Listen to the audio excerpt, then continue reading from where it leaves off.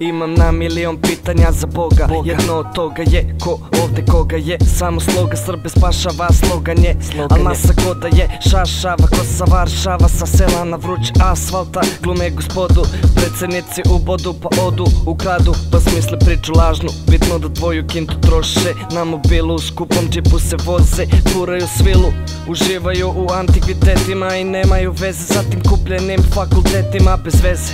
Bitno da guraju svoje čerke u što veće preduzeće, naravno državno, jer ko ako ne, oni znaju za prljavu. Vlast gleda svoje dupe, pa se zato pozdravi sa državom, Boga mi sa slobodom. I kakvo je to operanje, mi se sada smatramo Evropom sranje. Svi radimo i gradimo, za tebe nema se pridika, a ti nas sve jebeš sve ko nikad. Svi radimo za sebe, gleda se prilika, a vlast sve sjebe nas politika. Pam pam pa pam pam pa pam pam pam pam.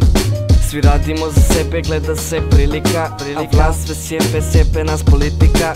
To je ta politika, vlast na mozak ispira, a stvarno mrtva trka ko je ovde više izigran, ko to više izmišlja. Dokle više mislim da je narodu već dosta, ali stvarno nije, jer narod ko da li je tako kratkog pamćenja. Ko nas jebo isto tako jebačina bit će vraćena, ali ne dopuštamo ponovo sve, dopuštamo da nas svi ti lopovi predvode. A kad bi zato saznao sam, đavo bi se zaklao ili zgutao sa tabletama pa zaspao. Koliko si se gadno samo nakrao od naroda, ovo je za dobrobit svih nas, zatvorenih navoda.